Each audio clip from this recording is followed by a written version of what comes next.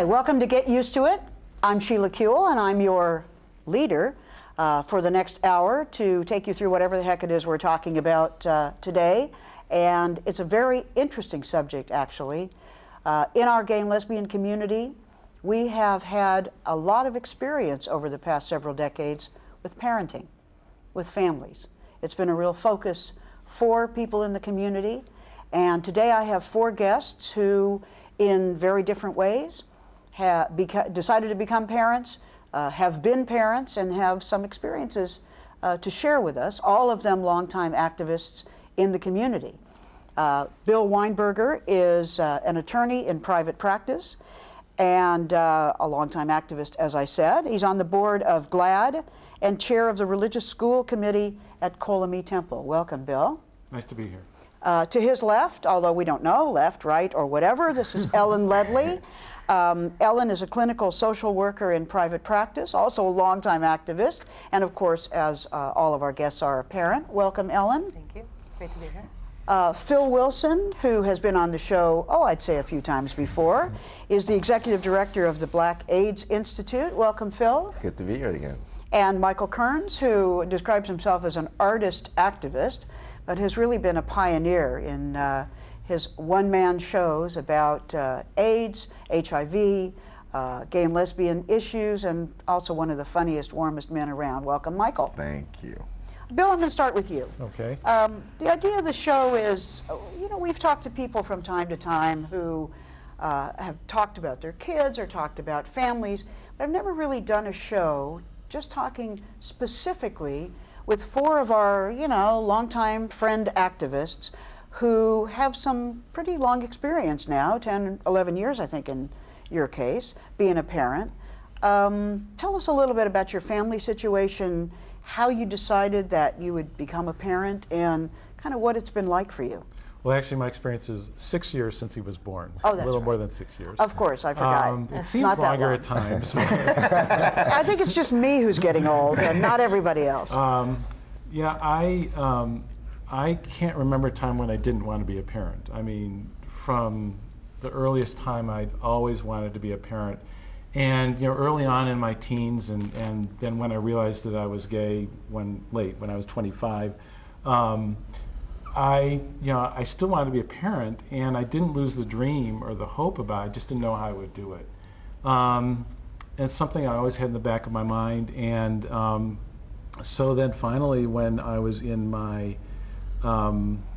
late 30s, early 40s, I decided I don't want to wait any longer, and so I looked at different resources, and I decided to do it. And I actually worked with a surrogate, and it happened finally. So, working with a surrogate, you mean you contracted with a woman to Well, have? I worked with an agency called Growing Kevin? Generations, and they found a surrogate and an egg donor, and that's how we did it. So you bring Kevin home, and suddenly you're a parent. Did anything change for you? Just a little. I remember bringing Kevin home. I remember the day like it was yesterday, and just thinking like, oh my God, I don't know what to do. And I had a moment, and my partner said, get it together. And then I have a twin brother who has 2 daughters, and he happened to call. And I said, his name is Dick, and I said, Dick, I don't know what to do. And he said, what makes you think you should know what to do? Have you ever had a kid before? You're going through the same thing we all do. And so that was actually very reassuring to me. It's like other people have done it, I could do it. It also changed me, I guess, psychically, in that, from that point on, it's like anything I thought about in terms of, at home, my time, my career, my job, everything, all my decisions, involved him. It just changed. It's just that complete shift, and it just happened. I mean, it's not like, oh my God, I forgot to think about him. I mean, it just that was part of my decision making.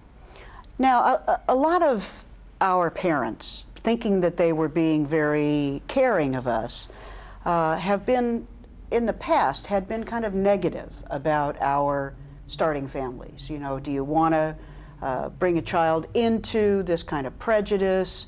What's it going to be like for them at school? As I said, thinking that they were helpful, and I don't know whether any, you know, of your relatives were the same, but did you have any thoughts kind of on your own, thinking about, well, you know, I'm a gay man, I'm in a relationship, what's it going to be like for this kid? Is this really a good idea?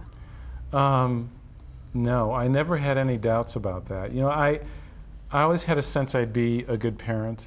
I mean, and I don't parent my son the way my parents parented me. I mean, I've learned from that, although sometimes I just could easily slip back into that, which my partner has no problem pointing out.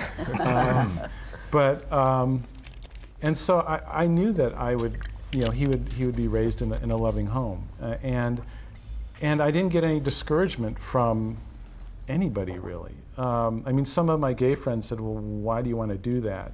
My parents were immediately encouraging. I mean, you know, they said, "Well, we'll always love to have another grandchild." So, I mean, it wasn't even a sense of any hesitation there. So, bringing Kevin up and starting school, has it made a difference? Is he treated differently in school because he has two dads? Well, when we were looking for schools, we made sure that we picked a school that either had kids with lesbian or gay parents or currently have kids with lesbian or gay parents. Because, I mean, I don't mind being a pioneer myself, and I'll choose to do that, but I'm not going to make the choice for my son. And so that's just my personal belief. So he was, you know, he's treated like everybody else at this age. You know, I think I've heard from my friends with older kids that, you know, sometime during adolescence there's some difficulties. And the parents have been very accepting and very sympathetic and sensitive, because I remember when Kevin first started at the school a year and a half ago, one of the mothers at a school event came up to me and said, "Well, how have you explained your relationship with you know, to Kevin and how he is there?" And she said, "Because my son or my daughter, I can't remember which, has asked me, and I'd like to sort of be congruent with what you're saying." And I thought that was really nice. And someone else came up to me, you know, my son has asked me about, you know, is Kevin's mommy dead? And so I want to explain to her, I don't know how to explain to him the situation, and so I was helpful, and she thanked me. And do you think it's made a difference to the parents and other parts of your community that you come in contact with? Because for so many years we were seen as people who, you know, were not family people, did not have children, were not seen as parents. Do you think it's made a difference in the way your own community group thinks of you? Well, I mean, it's different communities that I'm in. In terms of my neighborhood and the school community, I think it has to have some kind of effect. And partly in that I don't feel treated any differently than any other parent, really. And I think my partner feels the same way. I mean, Kevin's invited to wherever any other kids are invited. I'm not aware of him not being. You know, their kids come over to our house. So, you know, if there's an effect, I think it's that it's like, okay, well, like everybody else. You know, they're just like everybody else. I think, you know, in the LGBT community, sometimes I get like, wow, you're doing such a great thing. You're such a role model. And it's like, I did this because I wanted to have a kid. You know, I mean, that's how I feel about it. And, you know, I'm glad if I can be a role model, and if it maybe encourages others who are thinking about it that it can be done. So I think it has an effect there as well. Ellen, you had a slightly different experience. You were co-parenting some kids that were growing up with your partner, and then made a decision to adopt Ruby. Tell us about your experience and your thinking about making that decision. Well, when I got together with Patty, I mean, she had 2 children already from her previous marriage. and they were 8 and 12. And so I became the wicked step-parent immediately. I mean, when they started actually understanding our relationship as they got older, we had to go through some pretty difficult things with both of them. One of them, actually, I was sort of really not the issue, but I became an issue kind of for 24 hours in a way. You know, like, let's focus on, you know, the lesbian thing. But then that sort of passed. But with our son, it was a longer process, because I think that he would have preferred to have a stepdad. Like, he missed that. So that became sort of part of the dilemma of our relationship, was that I wasn't the stepdad that he wished he'd had. But what happened for me was that, as challenging and as difficult as parenting those two kids were, which it was, we went through just about every issue you could go through. Drugs, alcohol, gangs, you know, you name it. I mean, a lot of things. I realized that I really liked parenting. I mean, I really liked being engaged with young people in that way. Like, and I thought, you know what? I want to have one of my own. I want to start at the beginning. And Patty, who probably would not have done that if it weren't for me. I mean, I think she was ready to move on to a different stage of her life, but she was totally supportive and totally got into it and loves kids and loves Ruby as much as I do. And we're parenting, like, again, and our older kids are adults. And so Ruby has very older siblings who she adores and who adore her. And actually, an interesting thing I hadn't really been thinking about, but she, in some way, brought our family together, like the final step of becoming an integrated, whatever you want to call it, step family, blended family, whatever language you use, because of their love for each other. And then I became a little bit more of a person in that final way, because I was her mother. So, you know, wherever the issues were about me not being quite, you know, real, or being kind of invisible, which, you know, that's what happens with stepkids a lot. We became much more cemented as a family. And so it's been really great. And Ruby's 11. And so these 11 years have been really quite amazing. And the other interesting part is that all 3 of our kids are biracial, and all 3 of them are adopted. So Patty adopted them, her older kids, when she was married. And so they all have interesting histories. They all come from different places, and that's something that they share as well. So the adoption issue is an issue that we deal with, and also being biracial and having 2 white moms. And, you know, and Ruby is being raised as a Jew. I'm Jewish and Patty's not, but we're doing that as well. So there's a lot. We're very, you know, kind of a complicated, interesting family. And our experience is kind of different from Bill's in that Ruby has often been the only something. Like, she's been the only family with gay parents, actually, in all of her schooling. And she's the only, like, black kid in her Hebrew school class. And so she's had to kind of deal with that in different ways, which has been, you know, I think it's strengthening, and it's also been challenging. And I really liked some of the things Bill was talking about in terms of the relationship with parents and stuff. I think that's really interesting. And with kids, you know, because actually the issue of what the kids are curious about, especially like at that age. Like, I had a child come up to me when I was picking Ruby up from 1st grade. They'd been reading a book that was this great book about a dad and his son. And it was the sweetest book. And so Ruby, you know, she's just out there. She goes, "Oh, I don't have a dad." And so, "You have to have a dad." "I don't have a dad." "You have to have a dad." I mean, it was like they had this long discussion, and finally it was Ruby said, "Oh, I have a birth dad, you know, but I have 2 moms." So then when I came to school, because all the kids were like, you know, they didn't get it. I was trying to understand, like, the biological part, the family part, you know, what's this about? And so one of the kids came up to me and said, "How come you didn't marry a man?" You know, I mean, so the kids were really curious, and that was always a good thing. It was like, you know, pretty natural, and they were curious. They want to understand about how these things work. So, you know, I think it's actually a lot of times the kids who I think bring the consciousness raising aspect to all of this. Well, you it's know? interesting how, in a way, each of you, and I think, Phill and Michael too, when I was talking to them, it's not all about how the parents are gay. Because there are so many additional issues that every family has. You know, in the old days, I mean, you had mixed religion families, as you still do, and mixed racial families more and more and more now, and it's, people actually brings the kids to have to, and their parents, to kind of have to deal with it. But sort of we're that minority sort of in the middle of the hate griddle at the moment, and Right. I wonder, you know, how, if it impacts in a way, does Ruby or the kids, do they have a sense of like it's bad to be gay and they have to struggle with that? I think Ruby goes in and out of that. Like there are times when she'll be happy to have people think that Patty's her grandmother, or she'll like not want people to see the two of us together with her.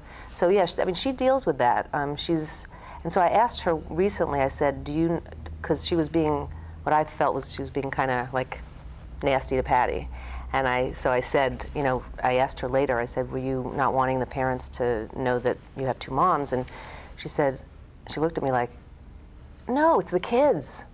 You know, so it wasn't the parents. I assumed it was about the parents, so it was interesting. So she does kind of struggle with that, you know, in situations. And sometimes we can't tell, when she was younger, it was hard to tell, like, are some of the things that are happening to her socially, is that because she has two moms?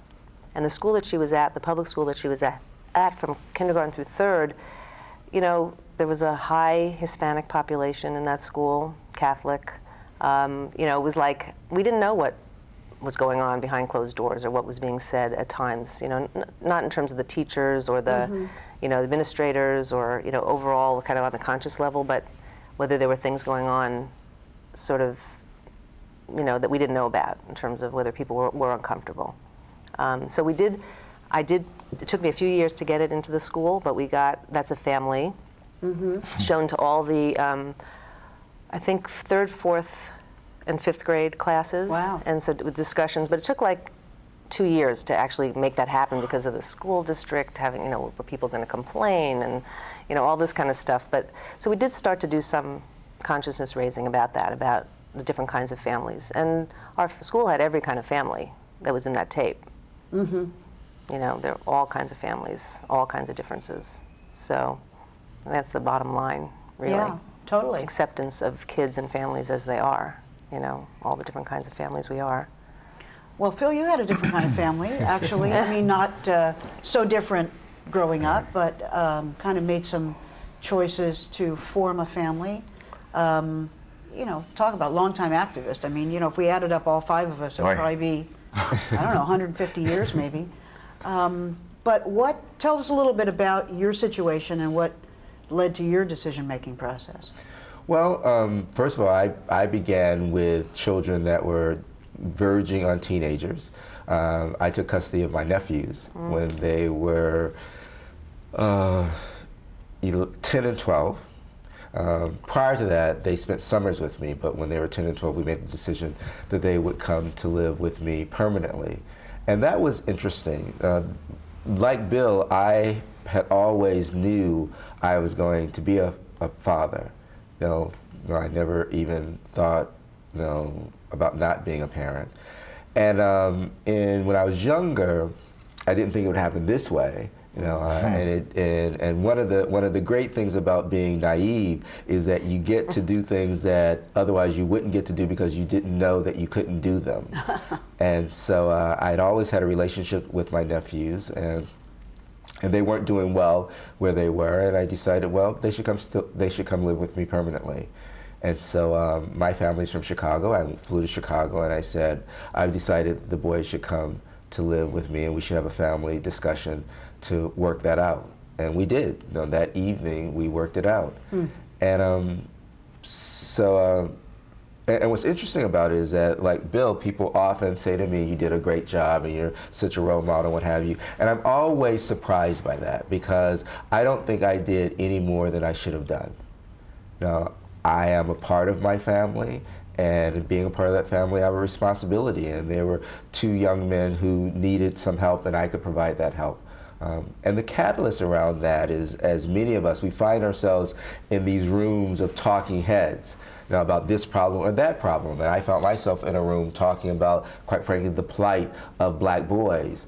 And halfway through this particular day, I thought, well, if everybody in this room would do something, with some black boy in their life, this problem would go away.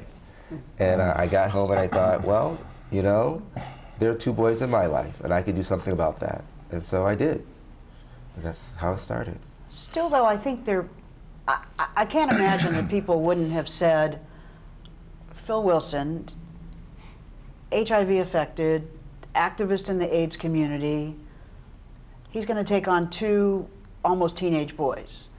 What's it going to be like for him, and what's it going to be like for them? I mean, your friends must have said, you probably don't know how this is going to change your life, Phill Wilson.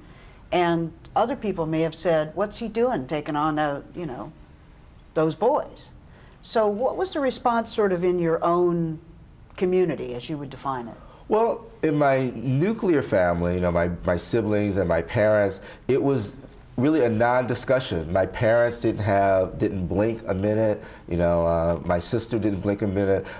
My boys are actually cousins and not brothers. I have 2 brothers, and they were the oldest son of each of my brothers. My brothers had a hesitation, not for any of the issues one would think, not because I was gay or I had AIDS or any of that kind of stuff, but because it was the final commentary on whether or not they could do their parenting. And so they had some resistance around that. But an interesting thing, in the course of that evening, my mother actually looked at each of my brothers, and my brothers were not hostile to the idea, but they were a little reluctant. And this is actually a shock to me. My mother looked at each of my brothers and said, if you want to have a mother, you will do this. It was that clear that this is the best thing for them, for the boys. And like Bill, everything in my life changed, and it did not require any thought whatsoever. But from that day on, every decision that I made, considered what was in the best interest, of them. Some of my friends were wondering, don't you have a full enough plate already? This actually happened 2 years after I was in the emergency room where the doctors didn't think I was going to survive at all. I was in a coma at the intensive care unit, not the emergency room, at Kaiser Permanente, and the doctors had given me a matter of days to live. And so people were really, really surprised. And then there was the issue of not only the boys being teenagers coming into a family where there were gay parents, interracial couple, and a parent living with full-blown AIDS, and they are boys and athletes. So we had to deal with the whole thing of Corey was a football player and ran track and all that kind of stuff and all those circles to deal with. But we didn't really have any issues along that line in the high school. The biggest story that we had, actually, we traveled a lot, and we took the boys to Israel and Egypt one year. And going through immigration in Tel Aviv, actually we were leaving and they're seeing these 2 men, one white and one black, and these 2 boys, and as a family unit, just really, really messed them up completely. They just could not figure that out. They held us for about 2.5 hours, really? Going through the security process before they. And we were leaving. I mean, it would be one thing if we were coming in, but we were leaving at that point. But that was the only time where it kind of came up in that way. What's it been like for the boys? I think it's been good. It's interesting. They did not miss a beat on any of on the issue of sexual orientation or on AIDS. Although we did have an episode where I got sick, and that was scary to them, very, very scary to them. And Corey, who's the younger of the 2, came to me while I was in the hospital, and he said, "Uncle Phill, if you die, who gets the house?" And that was the first time he had ever been able to kind of articulate that as a possibility, And I said to him, well, actually, if I die now, the person who owns the house now will keep the house, and that's the bank. that was kind of an issue.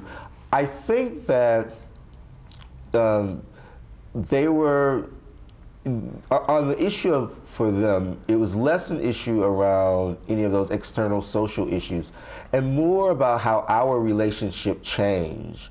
Because prior to them living with me permanently, I was the uncle. And our time was uncle time. It was getting gifts or getting postcards from all over the world, or going on trips, or going to uncle's hotel and swimming in the swimming pool, which is very, very different when you're a family unit and you have to deal with chores and homework and curfews and discipline and all of those kinds of things. And so during the first year, there was a lot of resistance because they felt that they had gotten the short end of the stick because they had lost the uncle. And we had to work through that. Well, Michael, you, last but not least, people were quite intrigued when you made the decision to become a dad. Intrigued is one word. Intrigued is one word, yeah. Tell us a little Hysterical would be another. Mean would be another. Oh, you were never mean. Well, tell it's us interesting. A little about your process. I'm going to tell you, though, because I've related so much to both of the men saying, I want to tell you a little story.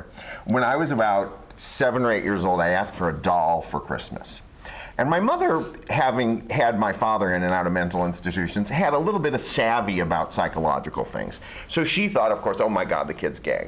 So she takes me to a psychiatrist at 6 or 7, and they put me in a room full of all these toys, and the psychiatrist is looking at me through a window. And of course, I go to the doll house and start putting together the house. This is in St. Louis, Missouri in approximately 1958-7. The psychiatrist meets with my mother afterwards. He says, whether he's gay or not isn't the issue. He wants to be a parent. Ah, how great. Intriguing. Wow. So there you are at 7 and here years I old. am. And that story that's the bottom line. It's not about my being gay. I mean, it's separate. I mean, it's who I am. The other thing that I find interesting is, all these contingents, all the various black, white, gay, straight, mother, no mother, father. She's never had a straight dad. She's never had a black dad. She's never had a black or white mother. I'm what she knows. People impose their own stuff on the situation. They look at the situation, poor thing doesn't have a mother. Well, yes, there are realities that she will deal with, not at 11, but somewhere down the line. I know she's going to go through some stuff. So did I go through some stuff. So did we all go through some stuff. But in other words, the child is intent upon being loved and respected and cared for. That's it, basically. Back to your question. I mean, this is an interesting thing. I was HIV positive, and this was pre-protease inhibitors, and people said I was crazy. I mean, it was in the press. People said he's selfish, he's crazy, there's something wrong with him. Will he be able to stop going to the sex clubs long enough to be a father? Well, it has nothing to do with it. I can go to a sex club and be a father. I mean, it's preposterous. What does that mean? You're not sexual when you have a child? I mean, just vicious. But this is what's interesting. Not one female, gay, straight, young, old, black or white, that I spoke to discouraged me, in spite of the HIV. It was never an issue with women. Because women somehow, well, first of all, they understand and acknowledge, and I've talked to a lot of men who have this feeling. It sounded like Bill had it. Phil's situation was different. They have a physical sensation that I had. I knew what the yearning, the clock's ticking. I'd see kids at the grocery store, I'd see kids on the playground, and I had a yearning. It was not something you could define. It was physical. It was a physical sensation that was a yearning to be a father. And the HIV wasn't going to stop me. You can call it selfish, audacious, stupid, and crazy. Well, I did it, and it's 11 years later. And, I'm still here, and she's here, and she's a great kid. And, my situation's a little different at the school, too. This seems like it's unrelated, but it is related. we do a silent auction at these private schools. You know all about that. And that's part of what a parent does, is they're on these committees and everything. And I've been doing this fundraising committee. Well, it's so interesting to me that this year, the silent auction, which is normally a mommy thing, is being produced by men. Other straight men. And I feel that my being a part of that community has somehow allowed that dynamic to happen. Because these men, they don't look at me, they know I'm gay, but they don't think of me as gay. They think of me as somebody who has a kid there who's working on the fundraising committee, and okay, it's okay for them. They can have permission to be silly and think about the glamour aspect and the fun aspect, you know, which is normally the mommies. So I think that that's sort of a interesting thing, and I mentioned it, you know, to somebody, and they said, "You're right. You know, it would never be all men running the show, in that respect. You know, in doing something that is normally would be a mommy thing." So you're freeing the men. I freeing think the to dads. some extent, Yeah. and the kids too. You know, her class. I think I mentioned that they recently did a thing on people who are discriminated against, including, you know, everything, and it was just an amazing experience to see these. I mean, they looked at the skinheads. Tia looked at Nazis. They looked at every population because something had happened at the school, and they take every opportunity to use anything that any friction that happens to turn it into a learning experience immediately. Now they're going to spend the rest of the year. I mean, they obviously do math and all those things, concentrating on discrimination and the many ramifications of it. But several of the kids, and I think again this had something to do with their conscious talk. And Tia didn't choose; she didn't choose the Ku Klux Klan, but several kids in her class chose to talk about gays and lesbians being discriminated against, which bolstered her. And I find actually in the school setting, at least my boys were primarily in high school, that two things happen. One is that the other parents discover how much you're just like them. Yes. Now, the things that I worried about were the things that they worried about. But the other thing I think that happens, and this is very important, I think, for gay and lesbian parents, is that we discover how much we're like them. We spend most of our lives talking about how we're different. You know, and when you're a parent, what you discover is that you're not so different. Now, the same issues back and forth. You know, when the boys were playing football toward the end of his senior year, Corey was in a very serious football accident. I was at almost all the games for the entire 4 years he was in high school, and of course, you know, seconds after it happened, I was on the field, you know, and the rest of the parents, you know, totally freaked out, you know, just as we would have if any of our kids, you know, had been injured, you know, and we took them to the hospital and the whole thing. And I think that it's a good thing, not only that the other folks understand that we have so much in common, but I think it's also important for us to realize how much we have in common with the larger society. Well, I think that's one of the things that brought me to want to do this show, because mostly we make choices in our lives that are not about the larger political issues. You didn't decide to become parents to make a political statement. Not any of you, No. and not anyone I know. Very personal decision. And yet, there is a component to it in the world where one of the ways that we were always defined was as childless people, not engaged in families, selfish, Child only about molesters. sex, child molesters. So tell me if you see, in the broader contexts of your lives, a change in that attitude.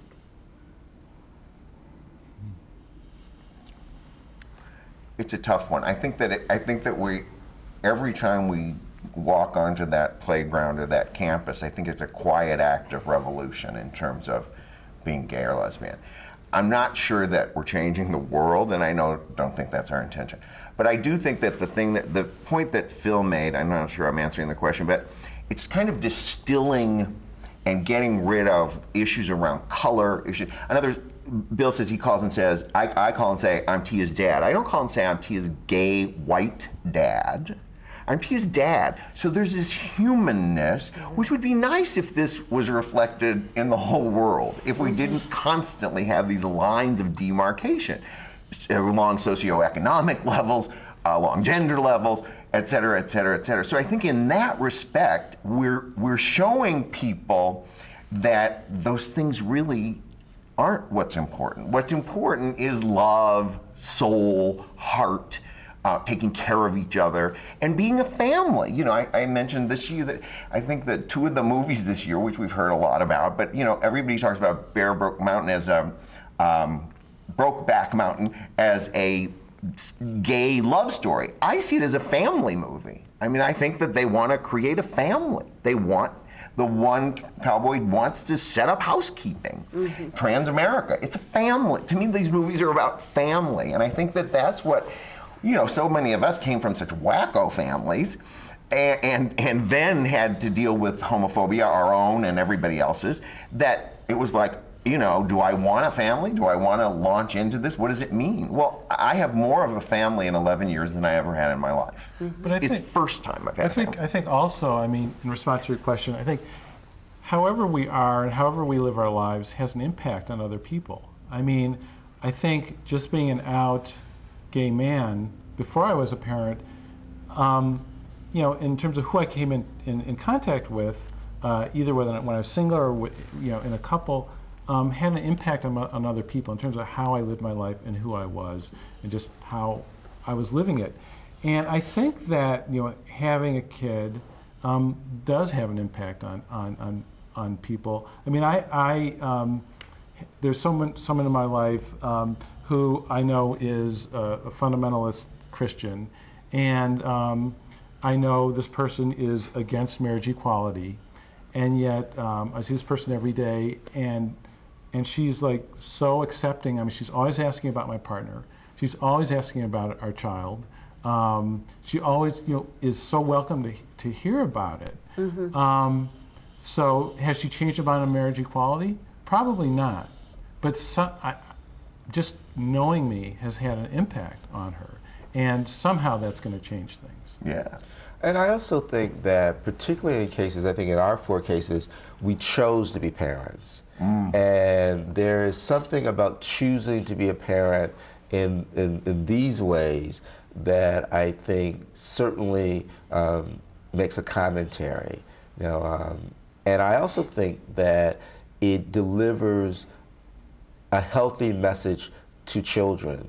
I know in the case of my 2 boys, you know, being a part of our family and seeing kind of how we live and how we are just be, you know, certainly has influenced the way they think about themselves in a healthy way. And I also think that it influenced their circle of friends, you know, because as Bill talked about, we also were a house where a lot of the other kids came. You know, they spent time at our house, you know, and so they got a chance to have this interaction. And while there was an understanding that, you know, the 2 adults in this family were men and gay men, and also because, you know, upon occasion they would see my picture in the newspaper or on television, so all the kids knew who Corey and Winfred's dad was. And but it does get, it creates a new conversation when people know you. You know, I always say that people can't love us if they don't know us, so it's important that they know us. Well, I wonder if it also created a different sense of our own selves. I mean, definition is a really important thing. I don't know, Ellen, you're the therapist, and so I'm not going to wander around too close in here, but... Go for it. Go for it, okay. There's a way it felt to me like our community thought of ourselves as not straight, and having to define ourselves early on as not straight. We had nasty words for people who were parents. They were participating in a society that was all about status quo, and we were not.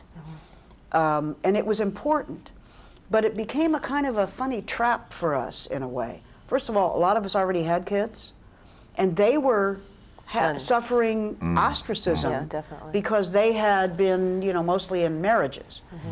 And it kind of became a dead end. And then there was suddenly this new thing that was happening where we started to claim our space as family members, as the opposition was defining themselves as, you know, the family group and focus on the family and family this and family that. What they were saying was they were family, we were not. So do you think it's changed the way we think about ourselves too?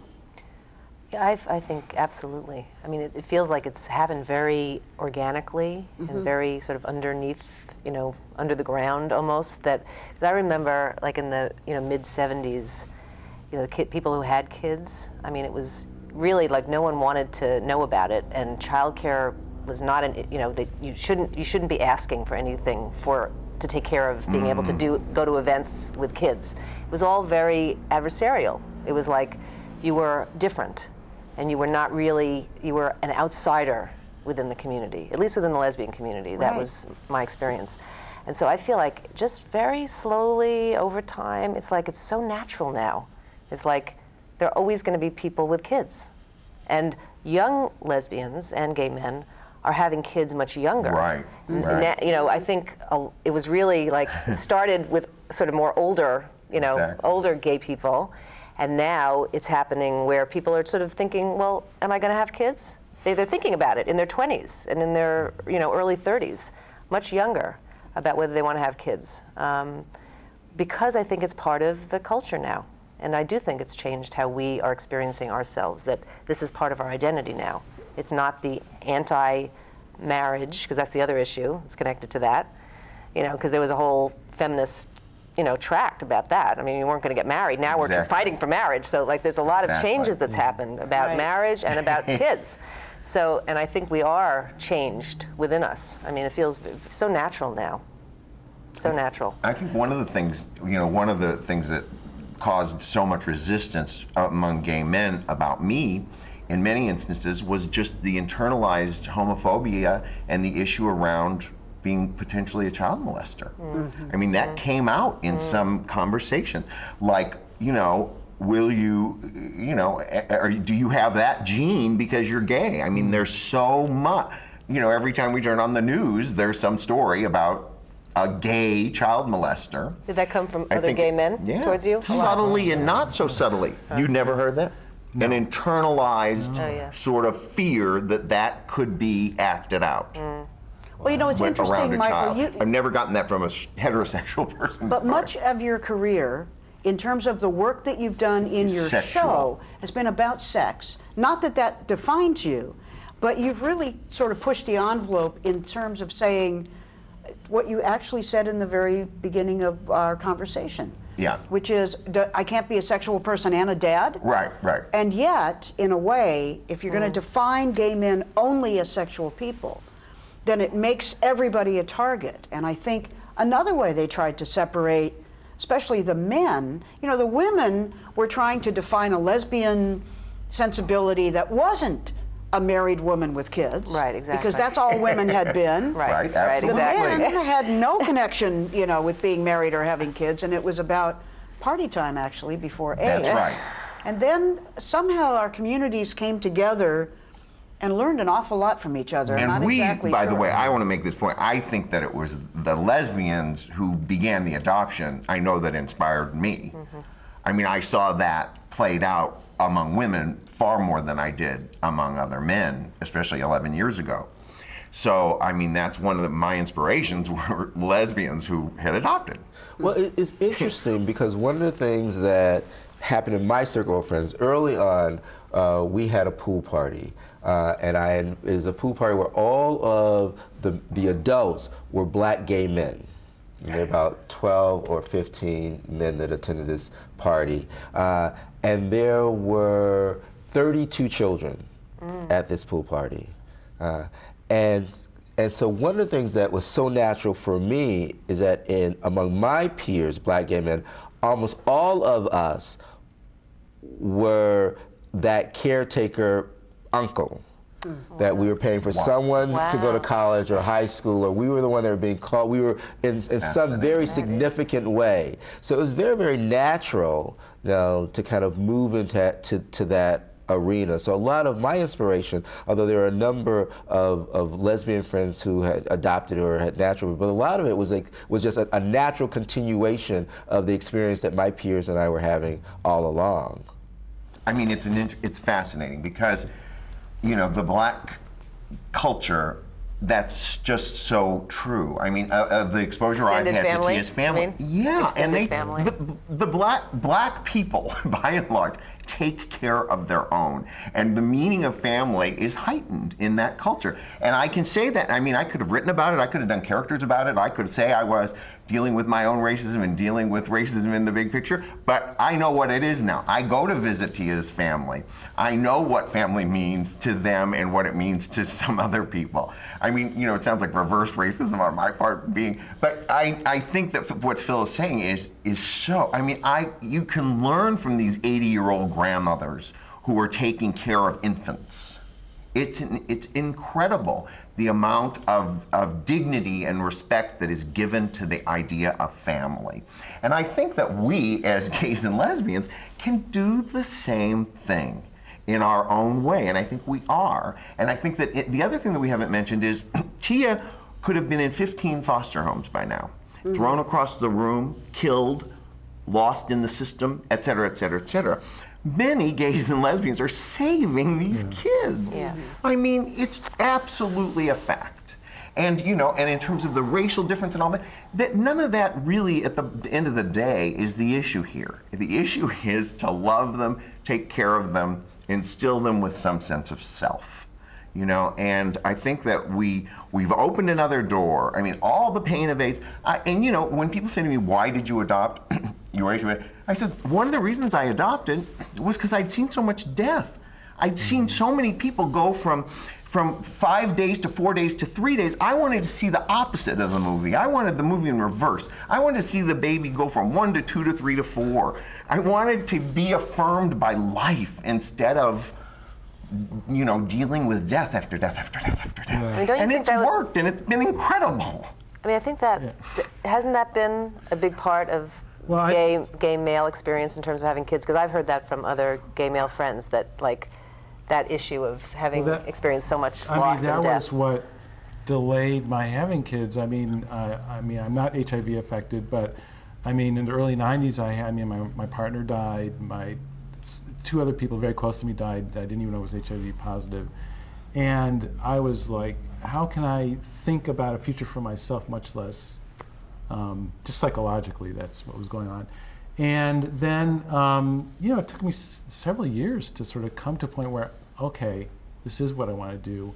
I do see hope, and I want to bring, you know, a new person into my life. And Kevin's Hebrew name, which he got at his bris, is Chaim, which means life. Right. And that was a very conscious choice. Well, I think a lot of communities have actually responded the same way. I mean, you find just nature wants the birth rate to go up when there's been a war. You know, and people find all different reasons to explain it, but it happens everywhere because it's not always a conscious psychological choice. It's really, you know, an urge to affirm life. And replace loss. And the interesting thing that you said about saving lives, because a lot of people say, well, how is it for the kids? But rarely do they say, how would it have been for these kids? It's actually obscene. I mean, absolutely obscene. I think about, you know, the states who are passing laws that prohibit gay and lesbian adoptions, and I think, and the alternative is, you know, and there are all these children that end up in these horrible situations, and we have a society that feels perfectly comfortable in having children grow up in a foster care system where they get abused, and then magically, when they turn 18, they just are let go with no resources, no skills, and no support. And they think that's okay. And no family. That's right, and no family. No sense of family. It's so tragic. I mean, well, and the Catholic Church just discontinued their whole adoption program rather than have to comport with the non-discrimination laws. But it's a real way that, I mean, just this sort of development is changing the issues. I mean, it's not just about us. I mean, the whole foster and adoption issue is about, we are, possibly saving these people. And I mean, that sort of turns the issue around completely because it's not about us. And I think it's in Ohio where they, at the last, in the 2004 election, they passed this really draconian anti-domestic partnership, anti-marriage initiative. And then some legislator tried to take it further. And I think a lot of Republicans shot it down, and it had to do with adoption, something of adoption and foster parenting for LGBT community. And they said, no, this is wrong. Well, I remember we went to, I think it was the gay parade in San Diego, and there was a small town that was sort of fallen apart. It was physically fallen apart, and they didn't have very good economics, et cetera. And so half the population of the town marched in the gay parade and said, please, come live here. It was like, You can be home we're now. going to make the neighborhood better. That's We're going to bring our fabulous. kids and be families there. And I thought it was, it was very interesting. That's great. And I don't think we should make too lightly of the fact that this change in perception about us actually is connected to greater acceptance, I think, globally, or at least in the United States, of our community. Those numbers keep going up every year. We discovered it with coming out, where that was the big thing. It's like, one. I'm one. Right. You have to deal with that. And now you have to deal with... No one with a kid. Now one with a kid. Right, exactly. Or It's two or true. three or lots It's of true. kids, etc.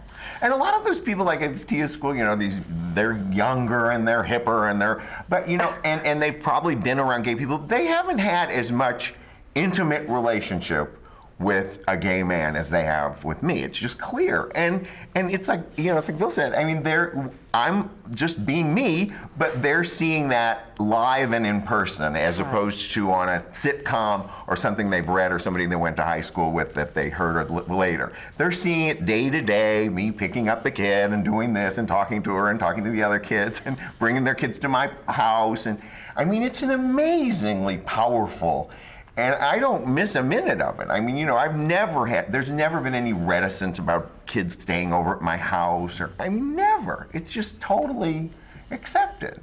So let's say, 1 million people are watching this show, and there's probably some of them who are gay or lesbian. That's just how it works, and we're on in a lot of different cities. What would you say to them, just if they're, having some ambivalence about whether they want to parent or not, thinking, oh, there's homophobia in my town, or I don't know whether it's going to change my life so much that I won't really be gay anymore. I don't know what people would think, but what would you say to them?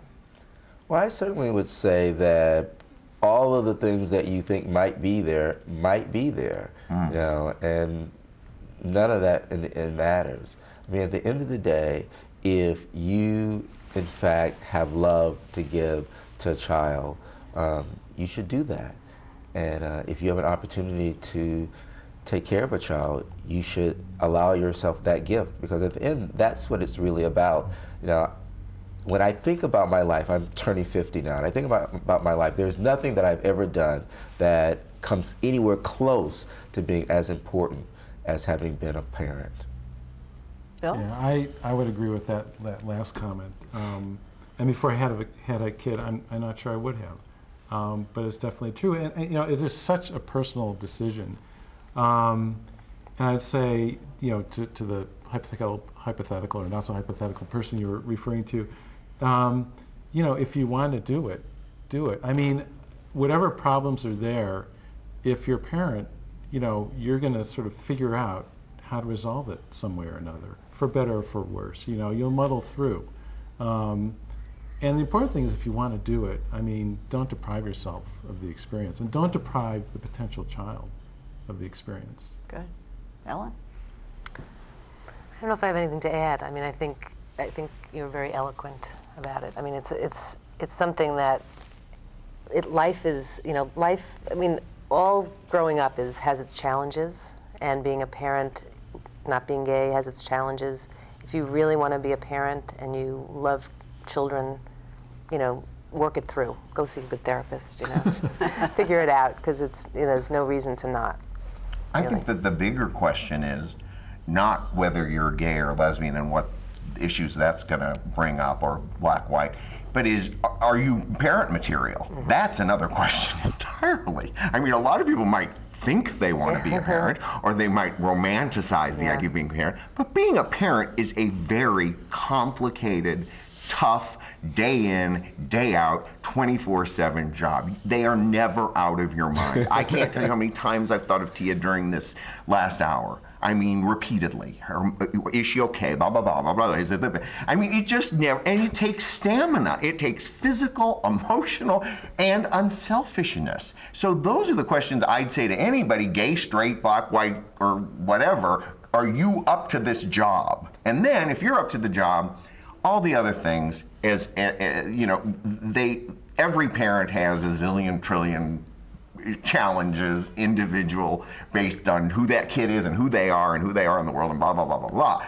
But I think being a parent is what they need to consider, and they should look, you know, I fostered to make sure I was able to do it. You know, at my age, et cetera, I had foster kids for 4 months. I had 2 boys, you know, and instead of it being a bad experience, it only made me want one more. And believe me, those boys were not easy. But it let me know, yeah, I can do this.